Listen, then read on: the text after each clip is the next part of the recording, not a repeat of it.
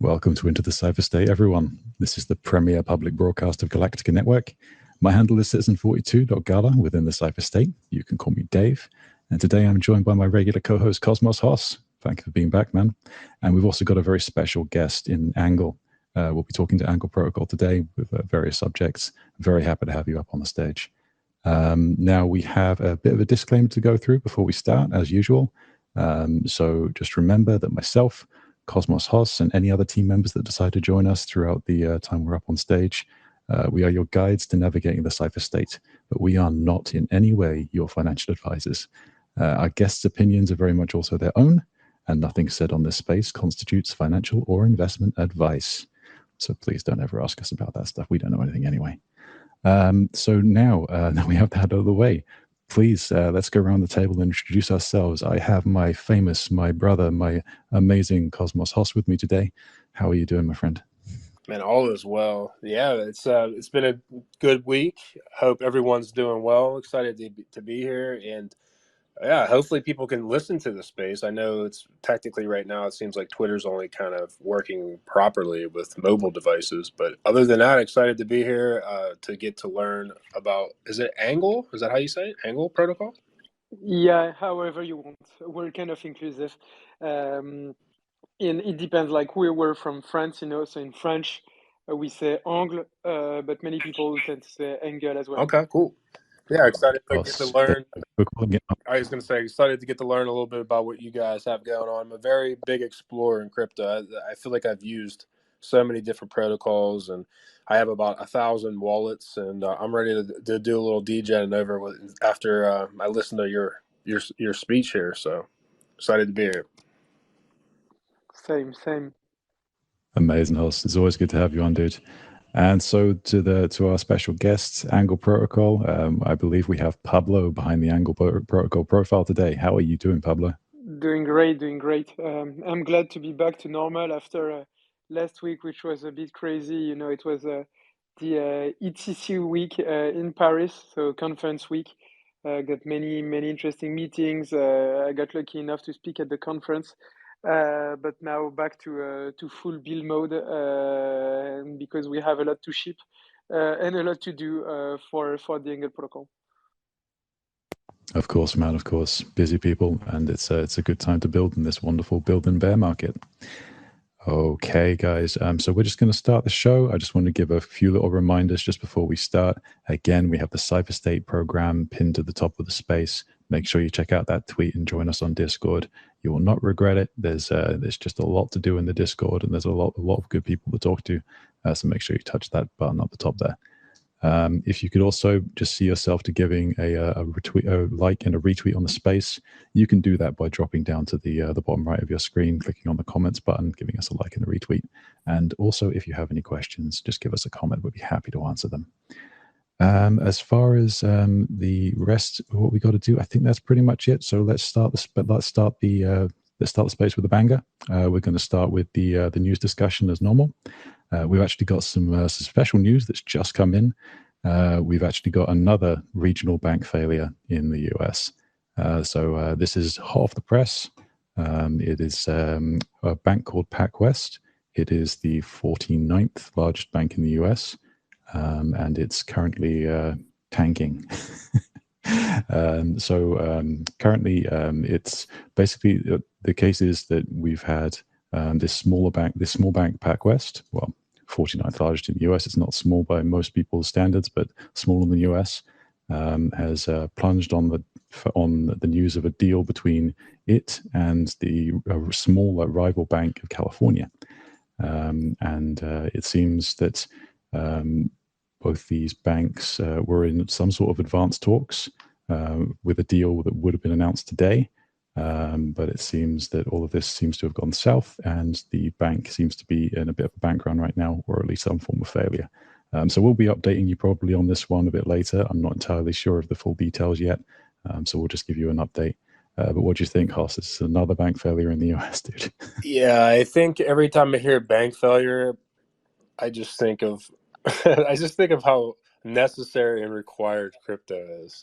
I don't wish anyone losing money. Hopefully, anyone that listens to this is not negatively affected by it. But the more and more this happens, it's just the more and more utility and usefulness that crypto can offer. And it kind of coincides with like the Bitcoin halving, because I'm pretty sure the individual that created that, whomever that may be, knows exactly the rinse and repeat cycle that the 4-year economic cycle has been. It was basically derived from the initial market crash in '08, the real estate crash. And so what happens, they print more money, lower interest rates, then they try to they eventually, the Fed tries to raise interest rates, and then what does that do?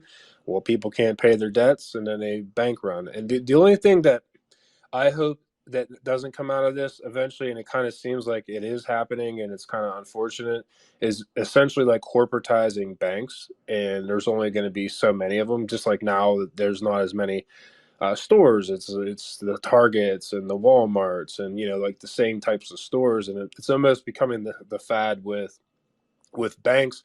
And there was an interview with Janet Yellen speaking about banks. I forget which senator it was, maybe from like Oklahoma, and there was a lot of like local Oklahoma banks, and they were very frightened because they're like, if something happens to our bank, are we going to get bailed out? And essentially, the BS politician line was, essentially after she went around in a circle, was no, but they decide and determine what banks are too big to fail, and they bail them out. And it's been happening, like when Obama was in presidency in '08, how many trillions of dollars was printed and bailed out to these banks. And it's just like, but again, at the end of the day, it's kind of crappy that this is happening, but in my opinion, it's a bullish trigger and signal for crypto as a whole, especially in America, because it's just like, you see BlackRock and these entities wanting to get in there. Before, if you asked them 4 years ago, they'd say, "Oh, it's for laundering money," and all this nonsense that they've been gibbering at. But now it's like, we want ETF spot. We want spot ETFs. We want access. We want this. So it's there's light at the end of the tunnel, to say the least. Yeah. If I may add something, Please. and I don't know if it's the right time for me to speak, but I believe that like it's a case for crypto, all these bank failures, but at some point it's also a case against crypto, because I don't know the amount of banks which are functionally insolvent in the US, because there is like being insolvent on the paper and not being able to handle all the redemptions of, or like people exiting from the bank, like bank run situations.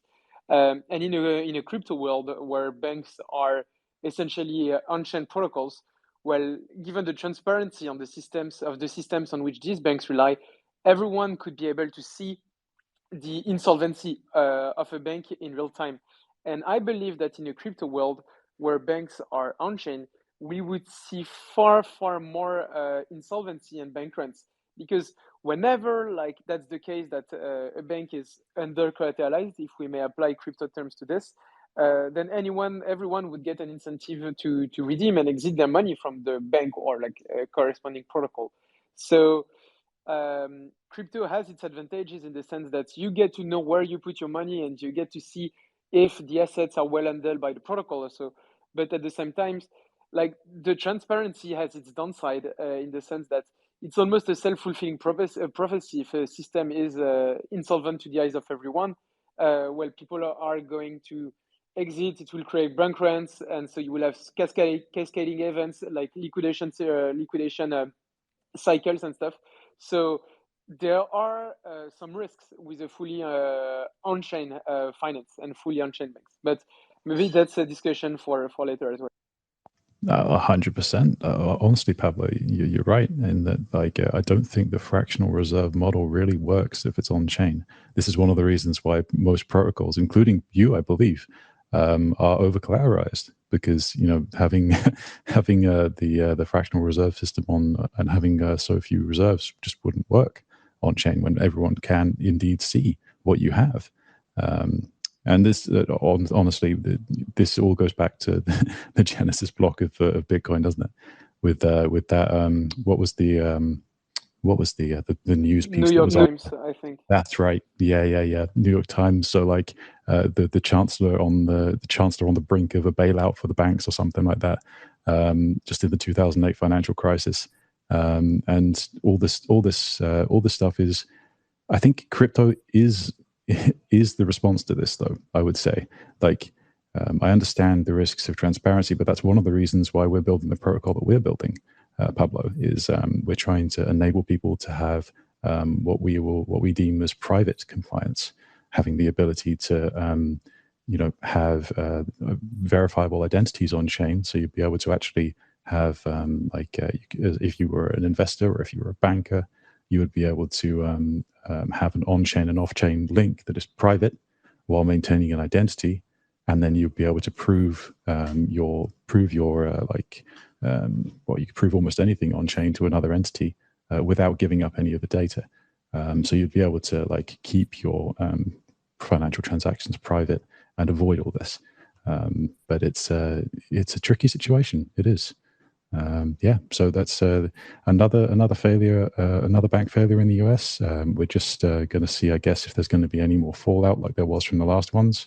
Hopefully, everyone's deposits are safe. That's all you can really say in this situation until we know more. This actually broke in the last hour, so we'll just have to see if there are any updates during the time we're on air. Okay, guys. So there's a few more bits of news we want to get through. Obviously, there are some quite big stories today. One of which is Sam Altman's Worldcoin launched its token. Apparently, it's had more than 2 million signups, which is impressive if true. For anyone who doesn't know, Worldcoin is basically kind of a crypto startup. It was co-founded by Sam Altman, who is also the CEO of OpenAI, same people who do ChatGPT. It's officially launched the token today, but in order to actually gain any of these tokens, you need to visit what they call an orb. They've sent these orbs out to various locations in the world, and you need to basically scan your iris in order to prove your humanity. And then once you have proven your humanity, and that is stored wherever it's stored, you will be able to access this network and be able to gain access to these tokens. So there's an awful lot to unpack here, to be honest. So this is 80 countries apparently that they've rolled out the app, but there's not that many orbs as far as I'm aware. So there's not that many locations where you can actually do your retinal scan. We'll have to see how fast that rollout goes. I think I'll just leave it at that, and let's just have a little bit of a discussion on this before we go anywhere else, I think. And maybe we'll start with Pablo this time. What do you think of Worldcoin and what it's actually trying to achieve? I don't have a clear opinion on Worldcoin because I do believe that it's important to build Sybil resistant systems and proof of personhood and proof of humanity, something which is actually important in the era of ChatGPT, where bots are almost as and can actually look like humans, and in the era of crypto, where you could have bots creating a ton of addresses and impersonating the behavior of actual human. But at the same time, I know there's been a lot of criticism on some aspects of the systems, notably the tokenomics, notably the fact that it's a VC pump project. I don't really see the need, but I may not have the full scope on what the project looks like. The need of releasing a token for such a project, except that it may be an incentive for people to go and scan their iris, but I don't know. Is used for what they are deeming a UBI-like system, so universal basic income kind of system. Okay. But they haven't really elaborated on what that universal basic income will look like. Okay, then so there is a need, and it's part of the project. Okay, so yeah, I didn't fully know what it was about, but I've read some criticism. Overall, I think it's it's a good initiative. I just want to avoid entrusting all my data, especially my biometrics, to an entity like controlled by someone who may be considered like megalomaniac to some extent. Even though like or even with just the financial interest at the heart, you don't know what the interests are with yeah. with a private entity. Yeah, so I'd rather trust this and trust this with my country, even like it could be some may consider it like a failing democracy rather than to a private entity. But yeah, I have some privacy concerns about it. But in the end, like, and I've seen some many good points of people saying, look, if you want to do something better, just do it. It's easy to criticize, but it's hard to build something which actually provides value. So yeah, I have mixed feelings about Worldcoin. 100%. That's fair enough. Fair enough take, Pablo. Hoss, what do you think, man? Yeah, it's interesting. The retina scanners, the iris scanners, as you will, always makes me think of. I can't remember the movie it was, but it was an old Sylvester Stallone movie, and like they basically the entire like anywhere you went, like if you wanted to enter a store, it knew who you were before you entered, right? Because there's scanners everywhere, so it's like basically scanning your retinas from like very far distance, so it knows exactly who you are. I have to find that movie. It just made me think about that. I feel like all old movies that predict like random stuff in the future that was technologically based is somewhat coming to fruition, including like Arnold Schwarzenegger movies and stuff. So, and these movies were back in like the 70s and 80s, so it's kind of funny. But as for the topic on hand, I mean, I don't really have too much to think about it. To be honest with you, I haven't really dug into exactly what they're doing. I mean, we obviously here at Galactica believe in UBI and how beneficial it can be to have like an ecosystem that thrives off of people that are participating and have a good reputation and things of that nature, which is obviously going to be beneficial in the future because crypto is way more than just DeFi. There's so many avenues that this technology can evolve and absorb and add value to all kind of different pre-existent niche markets or have you will. So I don't know if it really answered your question about that. I don't have too much to think about this Worldcoin. I have to do a little bit more research. I don't know if I would participate in it. So, you know what I mean? So that kind of gives you an idea how I feel about it, I guess. Yeah, another completely fair take, to be honest. But like essentially, like Worldcoin is well, my personal concerns, I suppose, are that are definitely on the biometric side, and obviously, if you're building a system that is designed to be, as the name suggests, for the world, it's very difficult to justify the gating it in such a way, I suppose. I think, like I said, I think it's a very difficult situation because with this kind of, I've been talking to a lot of people today actually on this kind of subject, and I've come to the kind of conclusion that we have several options kind of ahead of us. None of them are really perfect, but so we have things like some for like we're trying the end goal is to bring people into a digital landscape in a more real and tangible way.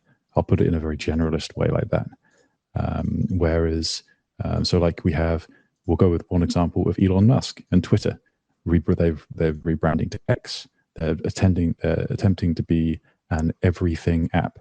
Now, this everything app, much like WeChat in China, is going to be the place where you go to not only talk with people, your family, your friends, and have a social network, but also to pay for things, to buy things.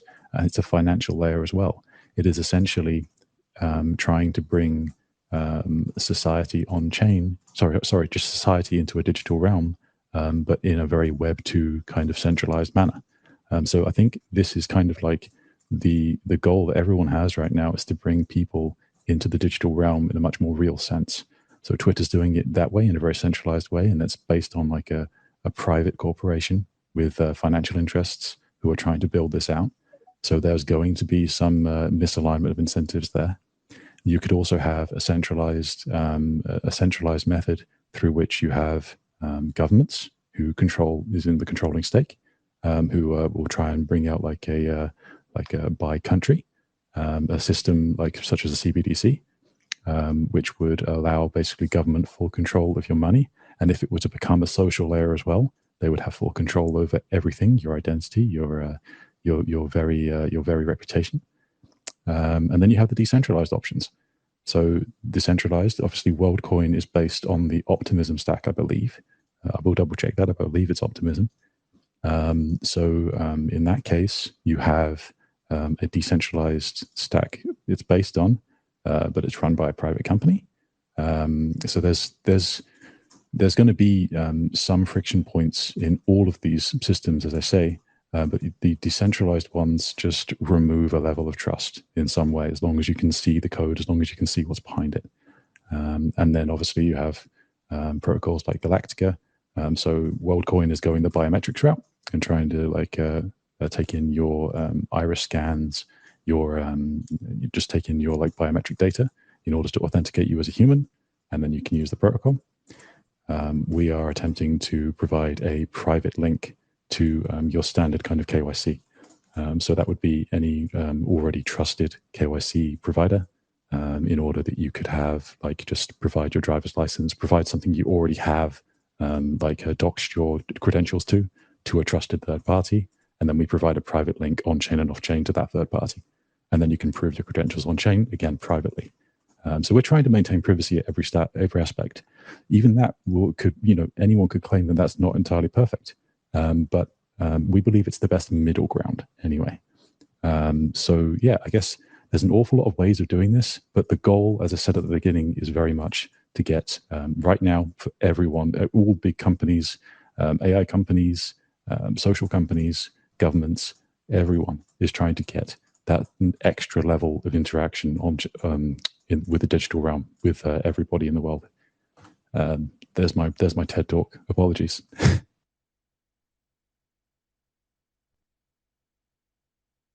So I don't know if that gave you any more context, Hoss. No, absolutely. You gave me like the whole breakdown of everything. I don't really know how I feel about the retinas. I did that one time at an airport because the line was just it was just out of hand, and I forget what the company was, but they were offering it. If you wanted to basically cut the line, you sign up. You sign up. So Cosmos Hoss's retinas are out there somewhere, but yeah, it was free if you canceled it after like the free trial, so I just did it, and I don't know. It was okay, I guess. Like the system didn't seem to work too well. Like when I went up there, I scanned it, and then they're like, okay, and then they made me scan it again, and I had to get like super close to the scanner, and I'm like, this is kind of uncomfortable. So I don't know if I'm a real big fan of the whole retina ordeal. You know what I mean? It's just like I think it's a little bit too much, in my opinion. I'd rather just like you said, have it so like you already form an identity, because right, like you go to get a passport or a driver's license, they do all this anyways. They know who you are. It's really hard to have a fake, like a real fake like identity at this point in time. I'm sure there are people out there that can do it, but it's really hard to do. So I would rather just have something like that and have like a trusted third party that you know kind of go that route. I think you guys are on the right route. Yeah, nothing's ever perfect. I know there are people that want to have like crypto as this complete just anonymous dark web type ordeal, so it's just not sustainable. That's exactly the thing, Hoss, isn't it? Like if you have like crypto remain as it kind of is, it's just this like this pseudonymous open network that anyone can join in and anyone can create any account they want for free. Then you just can't have the kind of complex interactions that you can when you have identified people on chain. Yeah, absolutely. And not only that, if you just want to look at it as an investing standpoint, I just would never see that to flourish, because it's just to get real like the way money gets into this market is actually using products that businesses actually use products and feel comfortable and all that using it. And right now we're just not there yet. We're getting there. So, I mean, that's kind of my thought process on the whole KYC. It's not like when people hear KYC, they think, oh, I don't know if they watch too many government movies or something, but they think like, oh my God, they're going to know everything. They're going to be hawking me and stalking me. It's like not really the case at all. So that's kind of like how I vision KYC. It's not like they're going to just, and not only that, your wallet isn't going to be linked everywhere. Like, oh, well, we know this is Cosmos Haas's wallet. Let's bother him all day long. And like everyone in the world gets to know this. It's not how that works. Just so people have a little bit more context, because I deal with that.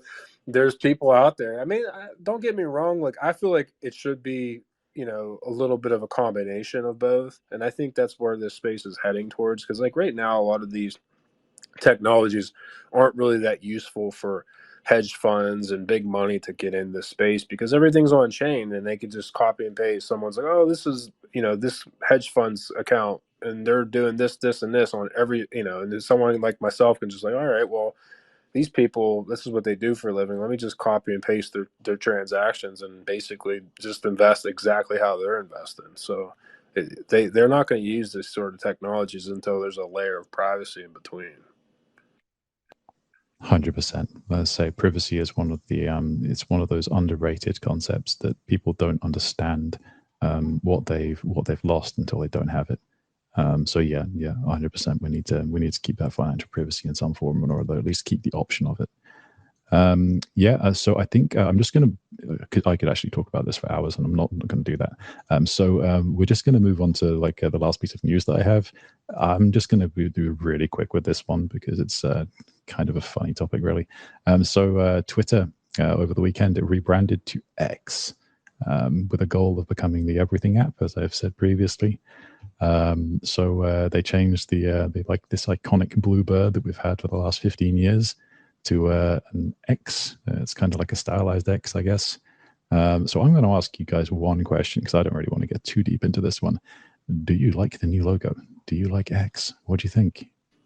I mean, go ahead. I don't like it so much. Yeah, go ahead. Sorry. Okay, no, okay. No, I don't like it so much. I feel this rebranding is a bit confusing, but and I think it's a rapid decision by Musk. Doesn't look like the move that has been prepared like month or even years in advance, where you get a rebranding because they want to share the company values. They have a product update that they want to do. I mean, if it had been me running Twitter, and obviously I'm not running Twitter, I would have prepared this rebrand like for a big product update, saying like, oh, maybe Twitter is going to support crypto payments or this kind of stuff. Because here they call it the everything app, but it still remains Twitter. I haven't seen any new feature, and worse, like traditional features like Twitter Spaces are bugging. So the timing is not great, I believe, or maybe I'm missing something. And yeah, the logo has nothing extraordinary, but many logos, when you think about it, don't have anything extraordinary. It's just like seeing them over and over again that makes them unique. Here, I guess we'll just have to get used to it. Yeah, of course we do. It's done. It is what it is. Apparently, he says it's like an intermediary kind of logo. Apparently, it's not even the finished thing. But he's just decided to do a triple rebrand. I guess he'll change it again later. So, Hoss, what do you think of the rebrand, man? I mean, personally, I'm a really big fan of Elon Musk. I think he is arguably the most brilliant human being on planet Earth right now. So I kind of have faith in him to make the right decisions. As for like the X, I don't know. It's okay. I mean, I would have liked that bird to still remain. Maybe it can be like within the X somehow, or popping out of the X or something. I don't know. It's like it could be a more like edgy bird, yeah, right? exactly. Like, why can't it be a badass bird with like an X tattoo on it or something? You know what I mean? Like, keep the bird to an eagle. Yeah, exactly. It's just like, yeah, I think that the bird still should remain. Like, I always think of it because like it's called Twitter. Tweeting. Birds tweet. So I definitely would have kept it like that. I know they want to do more than just be Twitter. Well, I guess you can't say it like that. They want to be more than just profile pictures and people just posting shit. They want to have audio or video and everything else, which is cool. But yeah, I think the X, they didn't really nail the X part of it. I don't mind the name X though. I just think the logo is kind of But other than that, whatever. Completely fair, man. Completely fair.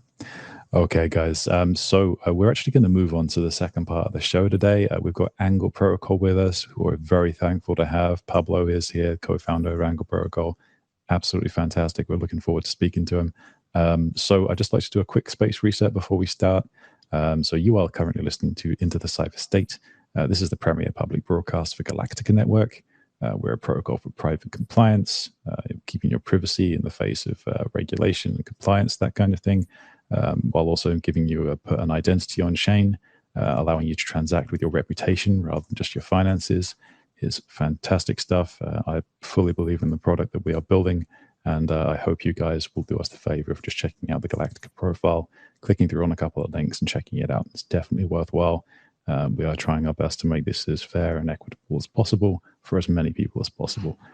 You should definitely check out the governance systems for this thing. It is incredible. It is citizen-led, and it is not a financially based system. So it's an incredible new protocol that you should definitely check out. Could you just do us a very quick favor if you have joined us? I see that we've got a lot of more people who have joined us today since we started, and I really appreciate you guys being here and listening. If you could give us a like and a retweet on the space, you can drop down to the bottom right of your screen to do that. And if you have any questions for myself, for Hoss, or for Pablo from Angle, you could pop them in the comments. I'm also actually going to invite you guys right now who are listening. If you want to, you can request to speak at this point, so that we can get some outside questions for Pablo from Angle if you would like to. So just if you'd like to, just request to speak, and we'll get you up as long as you're not a bot, because otherwise Hoss will smash you. But if you're not a bot, then please come up. Okay, guys. Pablo, how are you doing, man? Are you ready? I am ready for all your questions, guys. Fantastic. Glad to be here again, and I love this news part to introduce like at the start of the podcast. Yeah, man. I like to, we like to make sure everyone's informed and happy, and it's just nice to have an informed audience, right? Okay, Pablo, I don't know. Maybe we should start with before Angle. So maybe tell us about your history and kind of how you ended up building Angle Protocol. What was the journey like? Sure. So I'm an engineer. I studied in engineering school in France, and then I got lucky to do a master's at Stanford University in the US. It was back in 2019. And at this point, I had already taken a crypto class in France, and I took another crypto class in the US. I was, an engineer mostly doing data science, machine learning type of stuff. But when playing around with my first crypto class, I'm not the kind of person that has hobbies and that has its side projects. I mean, I have my hobbies, but I'm not the kind of person that looks and works on side projects aside from what people ask me in class. And so during this crypto class, I had to play around with some DeFi protocols, which is kind of cool, to learn during the class. And I realized the full potential of what was possible with DeFi. It's back in 2019 when I was a student at Stanford that I understood how we could really build from scratch a completely new financial ecosystem, how we could improve current financial applications through DeFi. So I was playing with Compound, Aave, earning a yield on USD stablecoins without really understanding where this yield was coming from, but still. And I understood that it was really the early days for DeFi protocols as a whole, and that the ecosystem was critically lacking some primitives.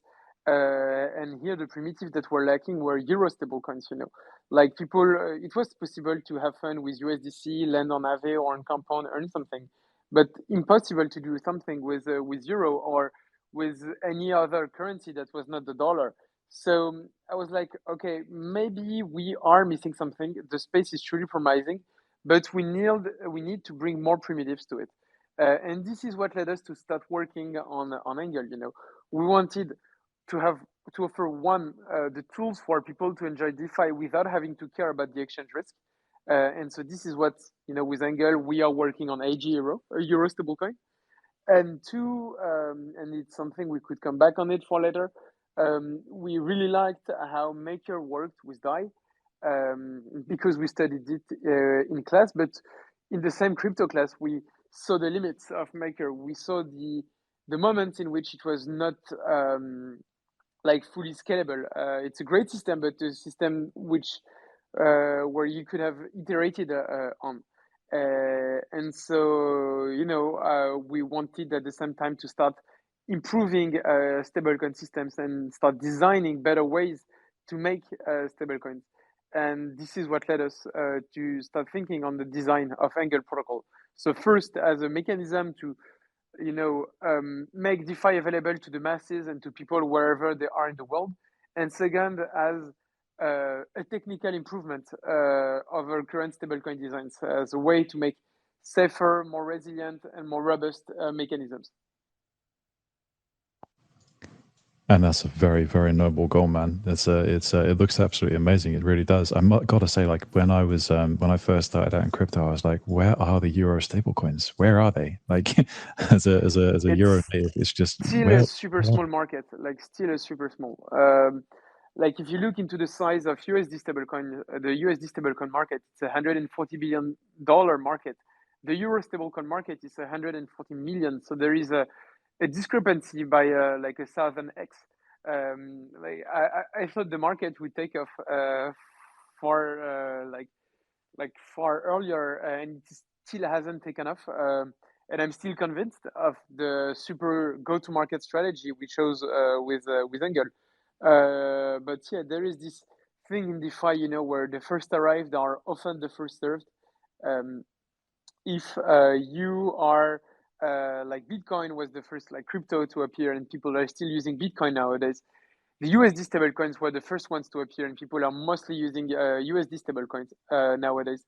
USDT was the first USD stablecoin, and even though better alternatives appeared in terms of transparency and stuff, USDT is still the biggest market cap in crypto. And it's the same, not many people are using Euro stablecoins because they got used to doing Euro stablecoins. And our job and our mission is to build the products and the tools to give incentives for people to use Euro stablecoins. So they have no choice because the offerings they have around Euro stablecoin is a complement or perfectly answers the need and gives them the same opportunities as other USD stablecoins. 100%, man. 100%. I don't know. I'm just curious. Have you noticed, like, I assume that, the usage of the of Angle protocol has generally increased over the last year or so. But I'm just wondering, like, have you seen like a market increase since like the more combative kind of rhetoric on the regulatory side from the US? Has any of the centralization of liquidity into USD like stable coins moved over to the Euro side? Sorry, I was muted. On our end, like we've kind of have a biased answer to your question because we launched in the middle of the bull market in November 2021. So we had like token incentives to grow network effects and to overcome the classical chicken and egg problem faced by stablecoins. So rapidly we reached 250 million TVL with the protocol. Now we are not at this size, like TVL is 30 million. But so figures are lower now, but I'd say that activity is a bit bigger. Like people are using Angle and AGRO and Euro stablecoins as a whole more for right reasons than just for, I'm going to farm this token or I'm going to put liquidity on curve so I can get some CRV and CVX.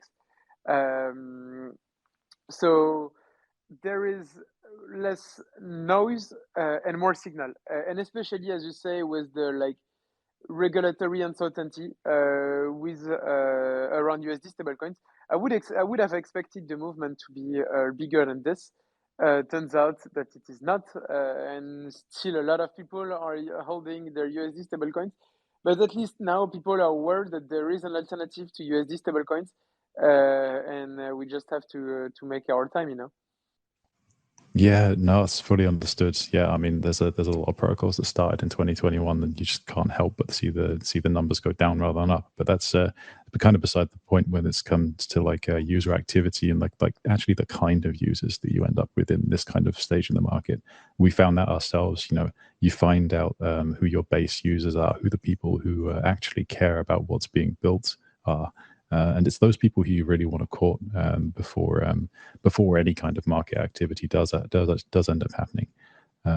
So I think also like the in general, crypto as an industry is such a niche market right now. I mean, it's obviously getting bigger and it's gaining some small level of adoption, but it's as far as numbers go, it's very niche.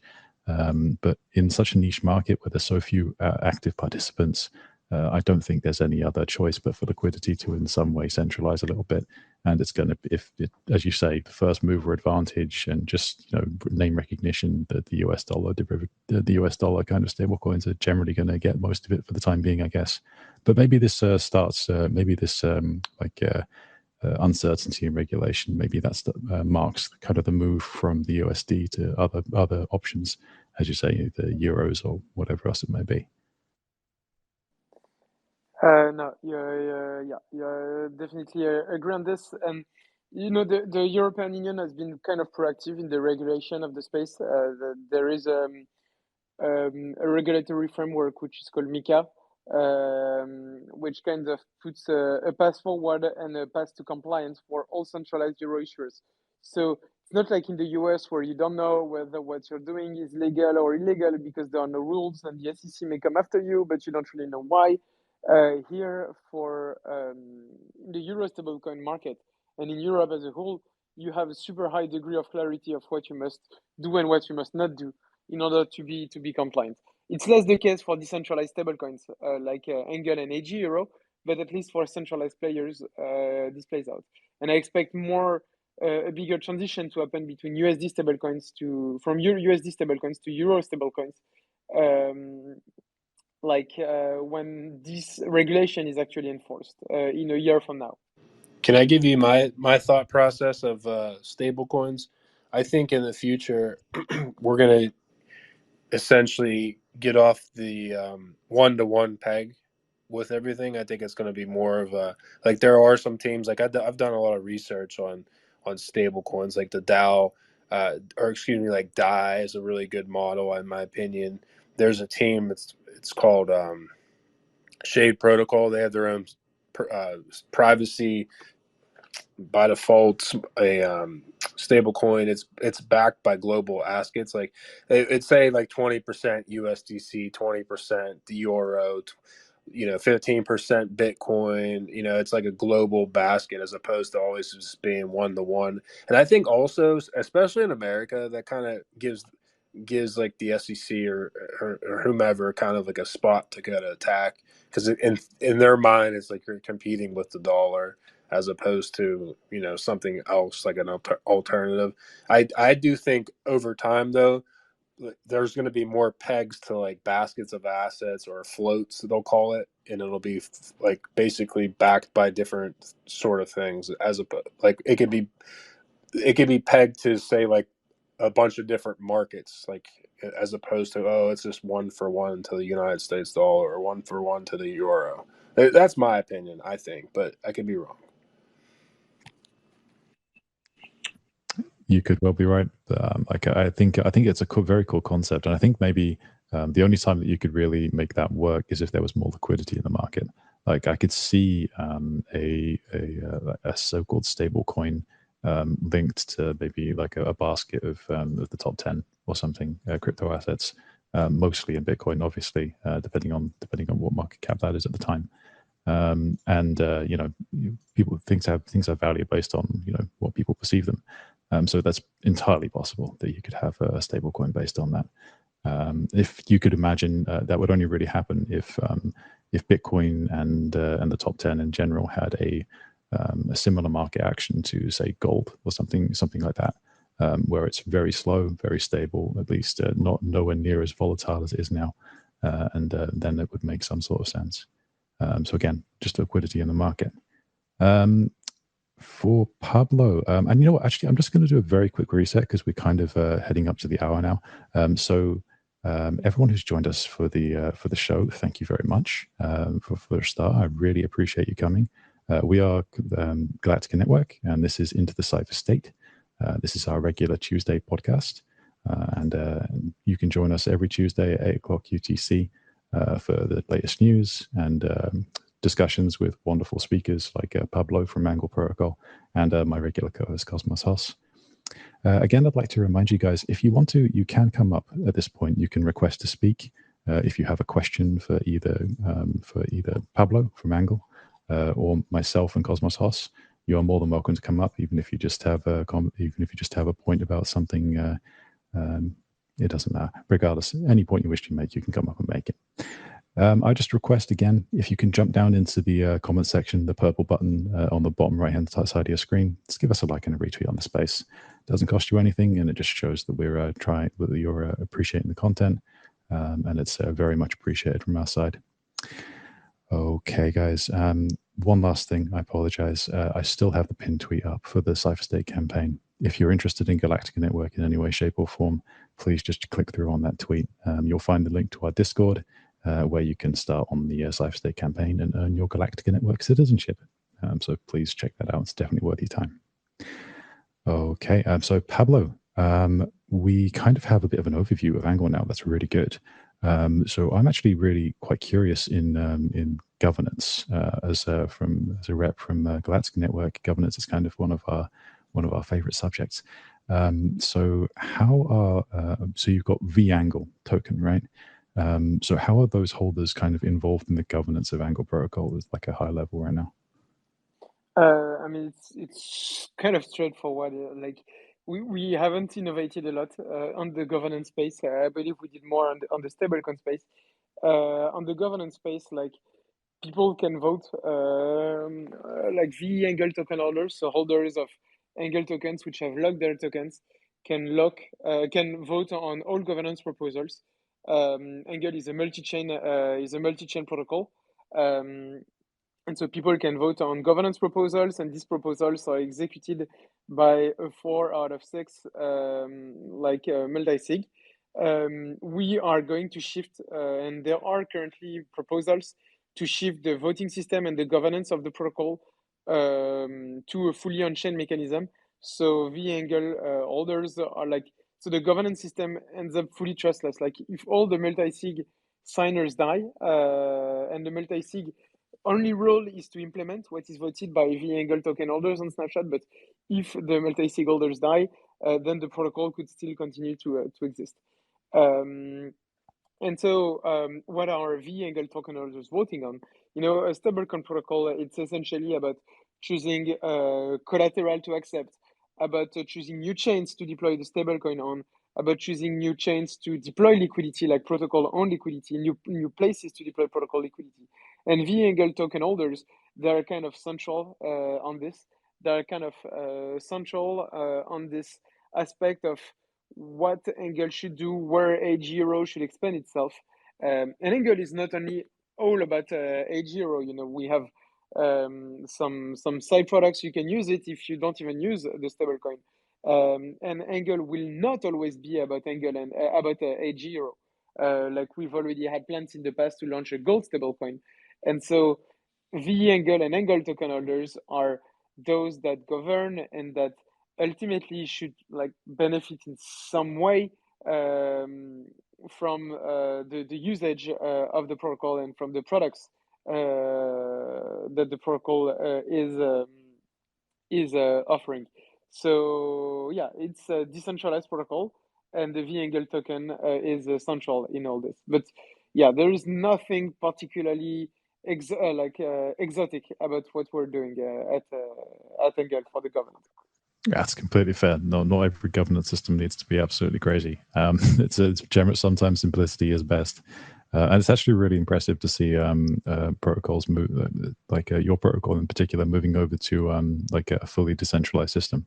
So I guess one more question I guess I would have: how did the multi-chain how did your multi-chain kind of presence influence the design of the on-chain governance model? Because obviously that makes it a bit more tricky. Yeah, you need a way to pass messages. Like, let's say people are voting on one chain, I don't know, on Ethereum.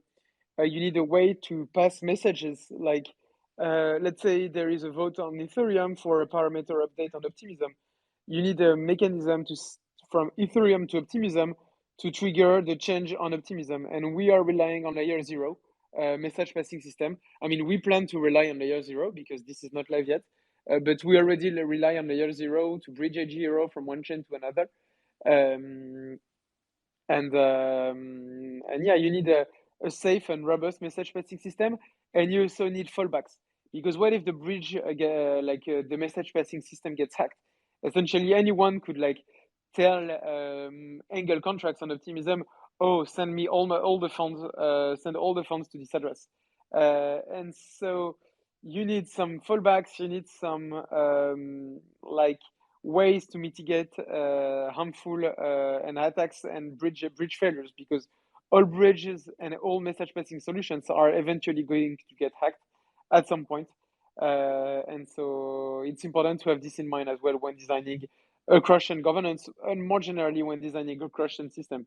Like when you bridge a zero from one chain to another, we have hourly limits and global limits, so that if a bridge fails, then we know that what the protocol loses is only what can be bridged from one chain to another during 1 hour. So yeah, it's a general advice. If there are people designing protocols in the audience, just make sure that you are taking for granted in your design that the bridges you are dealing with are going to get hacked, and that you have ways to mitigate these harmful impacts. 100%, Pablo. Yeah, yeah. You looks like you've put a lot of thought into the system, and I'm really hoping it goes well for you and that your users enjoy using it. We have one comment, guys, from MV Mark Vlad. He says tokenization of security and governance utility. Tokenization of security and governance / utility is clear, but stablecoins and base currency for international trade is realpolitik. Nations fight for domination here. Algo is stable for opting out, else comply with the bigger gun. Yeah. Yeah, but pretty much. I mean, that's the whole ethos of crypto, I guess. Sorry, Pablo, maybe you have a response for this. No, but like I want to answer to this and say that I believe there are different use cases for stablecoins, because there is it's a complex point that is made, but essentially nowadays stablecoins are used for two stuff. They are used for payments, and you can use them for yield. Decentralized stablecoins like A0 and like DAI, it's hard for them to be used for payments, because they are not really forms of e-money. You know, they are the outputs of complex sets of smart contracts, and it's not getting them and minting them from scratch is not as easy as putting €1 in a bank account and receiving €1 stablecoin, which I can send wherever I want, like to whoever I want. I mean, A0 and DAI can be sent to whoever and wherever you want, but the issuance and the redemption to fiat are harder, and you need more steps. Like getting DAI, you often need USDC, and you getting USDC, you need USD. So it's a two-step process. Same for Euro. You know, you can get Euro from EuroC and EuroC from Euro. So it's a two-step process. Same for the off-ramp.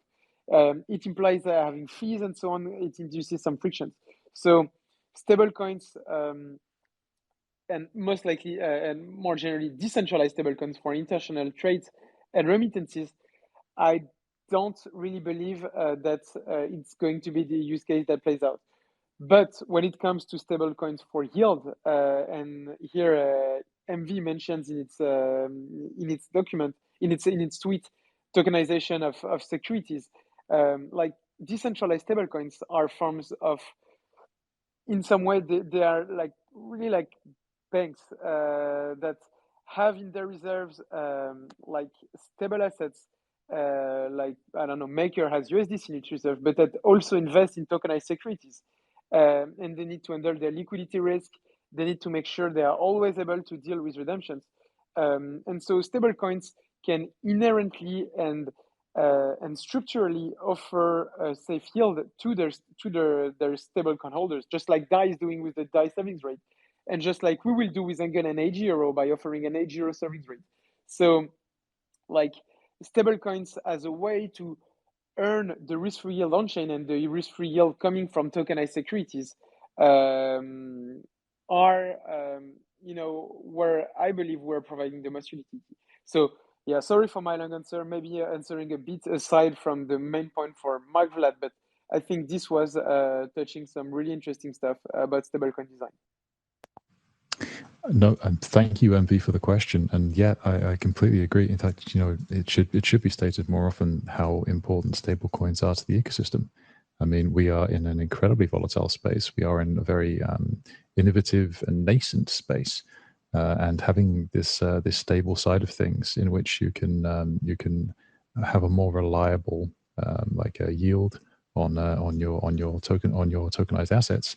It's so valuable, and it's incredible that we have it. That this, just having this ability to have stable coins and having pegged assets on chain, it's a massive reason why the ecosystem is where it is today. So thank you very much, Envy, for that question. That was great. I'll just do a quick shout out, guys.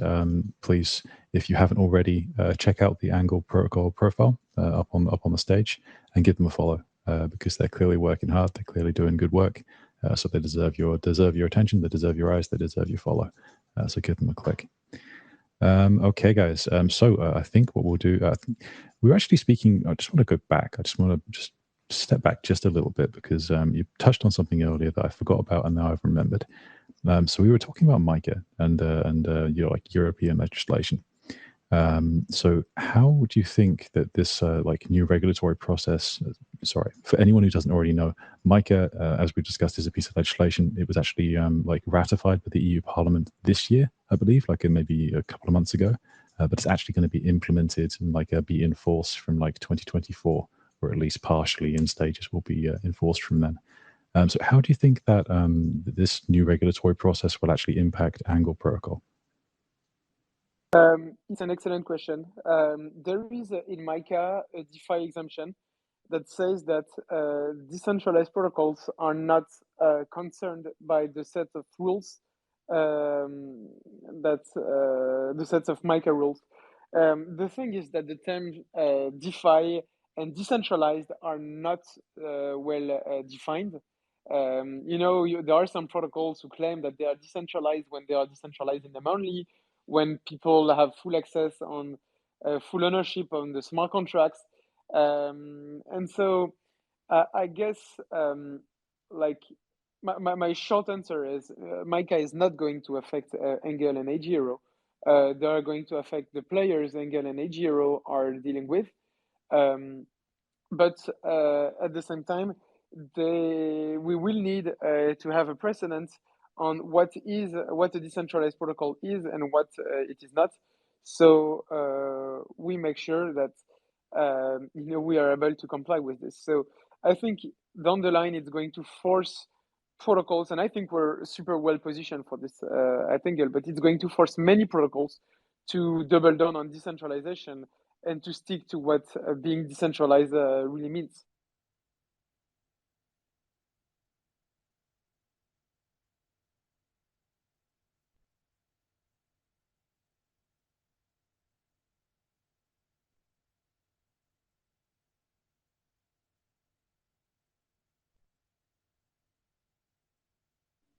Don't know if that makes sense. I don't know if you can hear me or if you have lost me. I think Citizen 42, you're on mute. I don't know if he lost connection. I was wondering the same. It went quiet. I was like, oh no, I lost connection. And then I looked and it wasn't me. Yeah. That's the worst feeling. Yeah, It's so terrible. What's real terrible is whenever, because I do quite a few spaces. Like I usually do about 3 or 4 a week on average, I would say.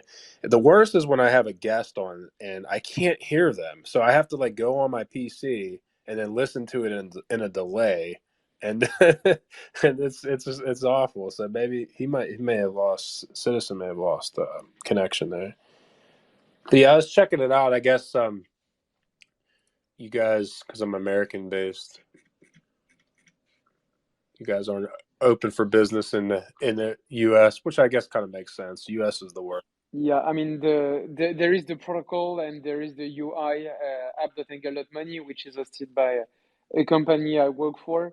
The UI is not available to US persons, but and there are some products that the protocol is making that must not be used by US persons, especially those that involve like tokenized US securities. But some other parts, like you can buy a Giro on decentralized exchanges without relying on the Angle UI, and all the smart contracts can be accessed like permissionlessly from wherever you are in the world.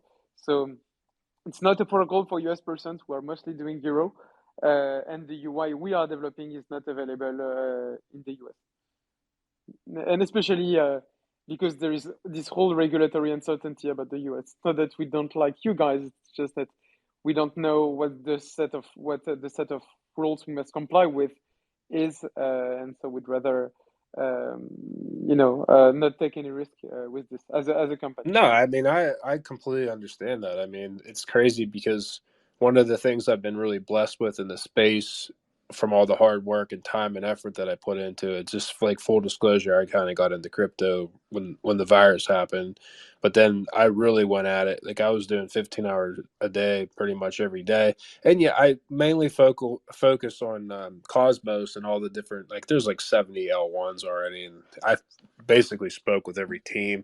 I cover outside of Cosmos too because I use everything. I love crypto. I'm a crypto maxi, but I talk to so many people and I can tell instantly, oh, they're American. I speak for a living. Even my real job that I have, I'm on calls all day, so I know where people are at, like their age. I'm pretty good at telling all this just by having a conversation. And I'll be like, oh, where you at? I'm thinking they're going to say, oh, I'm out west, or, I'm in Chicago, or I'm here or there. They're always in other countries now. And it's just kind of the way it is because sadly we have an administration that they're just kind of not even just with crypto, but just things in general. They're just regulating by enforcement as opposed to having guidelines out of how to participate in the game. It's like no one knows. So I comprehend that. If I were running a business in a crypto, I would have it overshore right or overseas right now, and I have faith that that's going to change over time. But yeah, I get you, man. I would be doing the same thing. It's really unfortunate because it's you have to go around it to do things in this space just to use some protocols and things of that nature because of the decisions that from the people that are founding these businesses. And I agree with them. Like, why would you want to have to deal with any nonsense when you shouldn't have to? So I get you. My Yeah. apologies, ladies and gentlemen. Can you guys hear me now? Yes, I can. Okay, I do apologize, guys. I don't know why. I don't know if there's anyone in the world who dislikes Elon Musk more than I do. In the same kind of vein as Hoss loves Elon Musk. He's rugged me too many times. I'm sorry. He's pulled my pants down too many times. Okay. Thank you for holding the fort, Hoss. I appreciate that. Okay, guys, I'm not entirely sure what you guys have been talking about, so I don't want to interrupt too much. I just wanted to say that I'm back. So if you want to continue any conversation you were having, please do before I carry on. Well, yeah, we were just talking about a little bit of regulation, and then since Angle's protocol is basically not open for business to Americans, and why I understand, and I would do the same thing if the shoes are on my feet, so to speak, and I get it. And then I was just elaborating about that I'm speaking to a bunch of people behind the scenes, and we're always hopping on calls, and I could tell instantly they're American, and I'm like, "Where are you at?" And I'm thinking they're going to say somewhere in America, and it's always like Singapore, Vietnam. Got you, man. Yeah, it's just that freaking brain drain that's been going on from the US from just ever since they just decided to be like absolutely it's just stonewall people in a regulatory manner. It's mad. They need to get their act together, like as far from the regulatory standpoint. Yeah, I honestly think it's going to change. We just need a new administration, which I firmly believe. I highly doubt. I could be wrong. I highly doubt the same individual is going to be in office this next time. I just don't see anything. Like I talked to a bunch of people from the left, the right, the middle. The guy that's in there is just honestly, in my opinion, is the worst that's ever grazed that seat. And there's so much behind the scenes that he's doing that is illegal. And yeah. Well, let's not get into politics, Hoss. I don't have the energy for politics. Yeah, I don't. But let's just hope the common sense prevails anyway. Yeah, I would hope so, because I don't see anything that's been improving in anyone's lives. Like, if you want to look at prices and any of that stuff, and then also just like, it's not even just crypto. Just like, there's so many industries that it's just, we don't know what the rules are to do things. It's like, we're cool with if you have a playbook and say, hey, this is how you participate in this game. But when you don't have that, it's like, if you're building in a space, why would you deal with that? Just go somewhere else. And that's kind of what's happening. So I don't blame anyone that has that decision making. Of course. You go where it makes sense to do business. And I generally thought that America was the leaders in that regard, in that thought process. But hopefully that it all gets sorted out. As far as let's get back to Pablo. Let's get back to Pablo. I apologize for keeping you waiting, and I apologize for rugging. I might have to leave in 10 minutes, guys. Really sorry for this, but no, man, it's fine. Don't worry about it. I'll ask you a couple more questions, and we'll get you on your way. No worries at all. I'm sure all the listeners are very thankful for having you on in any capacity. So let's go for this one. What are your plans for the future? Let's go for some positivity. What are you planning for this year, maybe? So, as I said earlier, the goal of a stablecoin protocol, like stablecoin protocols nowadays, and Angle and MiCA are structured kind of the same, are forms of financial systems, fully transparent, where you can see the assets and liabilities in real time. And your goal as a stablecoin protocol is, one, to make sure that the stablecoin is safe, resilient, and can resist any market condition, any black swan event. And we are going to launch next week a new system that is going to enable Angle and AG0, that is going to make AG0 one of the safest and most robust stablecoin in the space. And it would have been able to resist really well the USDC peg if it had been a USD stablecoin. But our goal down the line, a safe system doesn't make for the second half of the job, which is creating demand. And our goal is to be able to structurally pay for AG0 holders the risk-free yield of the market, so that any AG0 holder can comfortably own AG0 and earn the same as what it would earn if it was investing, I don't know, in a tokenized money market fund on chain or so. And so this is what we're targeting. We are positioning ourselves and Angle to be structurally able to earn a yield on its reserves and to have this yield distributed to AG0 holders under the form of a savings contract. So no one has any opportunity cost for using the stablecoin. And our goal is to do this in a way that everything that happens at Angle is fully transparent, fully intelligible to all stakeholders of the system. Perfect, and it's really, really refreshing to hear such passion in regards to stability and security in stablecoin protocols. It always is, and it's really, really nice to hear, Pablo. You want to know, especially with all the stuff we've seen with USDT and all the others that have failed. It's really nice to hear that kind of passion. Okay, I guess I'll ask you one more question, Pablo. So are there any campaigns or incentives for Angle right now, or perhaps just some alpha that our listeners should know about? Maybe even just directions for where you want people to find out more about you. Yeah, sure. So of course, we are issuing Angle tokens every week that are distributed to AG0 liquidity providers. So if you are providing a liquidity on a Uniswap V3 pool with AG0, you may be earning Angle rewards, and APRs are pretty interesting. There is also a new product we have developed on the side. It's not a stablecoin. It's an incentivization solution that we call Merkle. It's a tool DAOs, projects, foundations can use to stream incentives to liquidity pools, like concentrated liquidity pools. So for instance, Uniswap Foundation is using it to distribute Uni tokens to pools on Uniswap v3.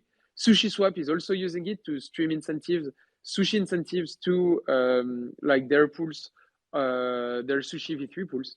And so if you go to merkle.angle.money, which I think should be available to the US, well, you may see a lot of yield opportunities, not only related to Angle and AG Euro, but related to many liquidity pools where you can provide liquidity and earn a yield that is paid either by Sushi, by the Uniswap Foundation, or by Angle if you are touching to an Angle liquidity pool.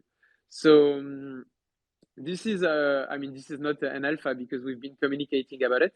But another alpha is if you look into Angle Governance Forum, where, and I guess there are many protocols where all the alpha is on the governance forum, you will see like some interesting proposals to launch like a savings rate for AG Euro, just like what I mentioned earlier. And there is a governance vote that's live for the launch of Angle V2.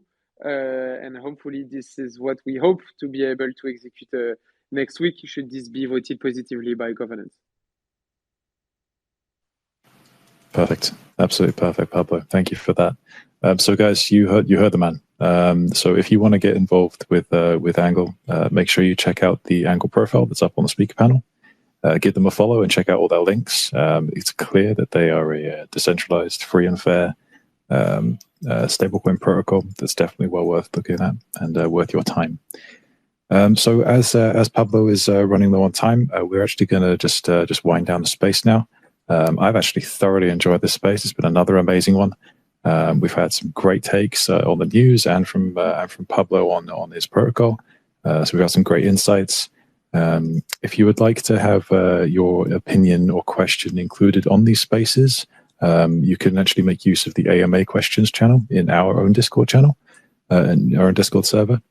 So to find that, it's probably easiest. I'll do a double CTA. That's always fun. So if you can just click on the pinned tweet at the top of this space, you'll find the Cypher State campaign.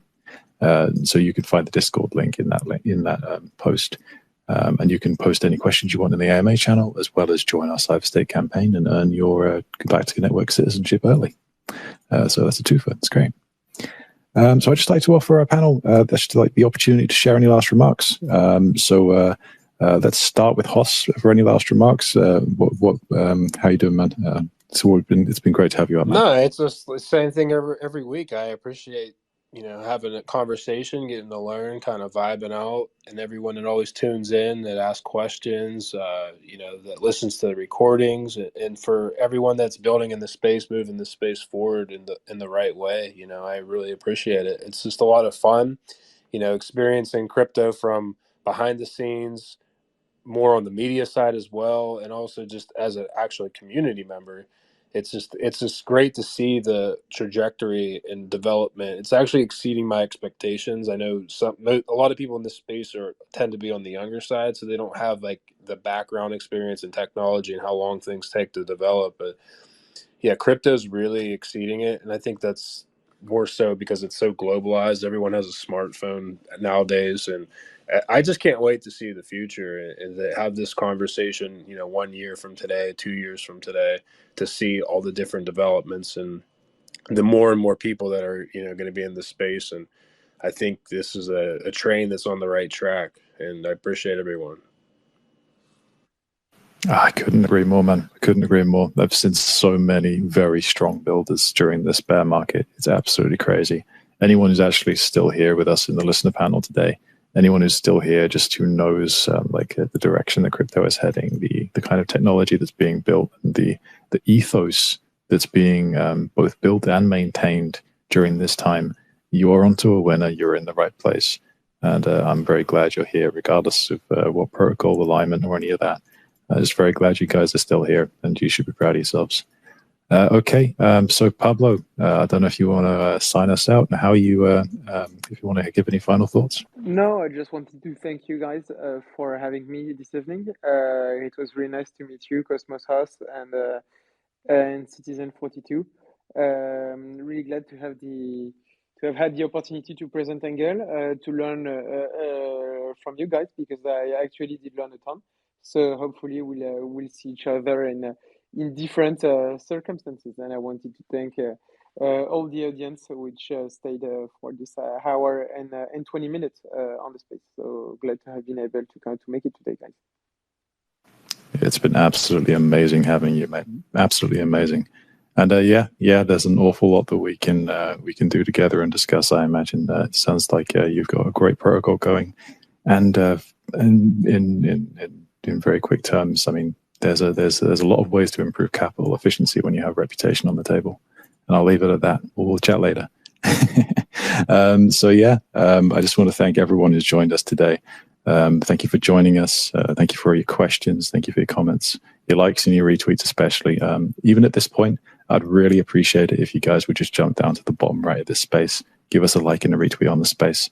It really helps people get to the recording of the space. We've been getting an awful lot of people looking at the recordings lately, which is a really good indicator in my eyes that people actually care about the content. So I'm really glad to see that. So make sure that you just give us a like and a retweet and get this out to as many people as possible, and really appreciate it. Finally, if you could just, again, just check the pin tweet, check out the live state campaign, the Galactica network. We always appreciate it. So much information on the website. I realize it's a very technical protocol, but the best thing you can possibly do is click on that top tweet, go into our Discord and just chat and ask questions. It's the easiest way to learn about the protocol in a way that you might understand and appreciate. So if you want to just take note, I don't believe there's actually going to be a space this Friday, just so you're aware. Our normal Galactica callcast probably will not occur on Friday due to scheduling and various other things. We'll be talking about that later on. But yeah, there probably won't be a space on Friday, just so you're aware for anyone who joins us on those Friday spaces.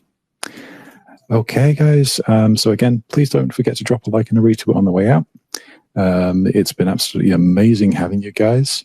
I'd like to very much thank you for joining. Look forward to seeing you again on next Tuesday's space. And thank you very much for being with us. See you next time, guys. Bye-bye.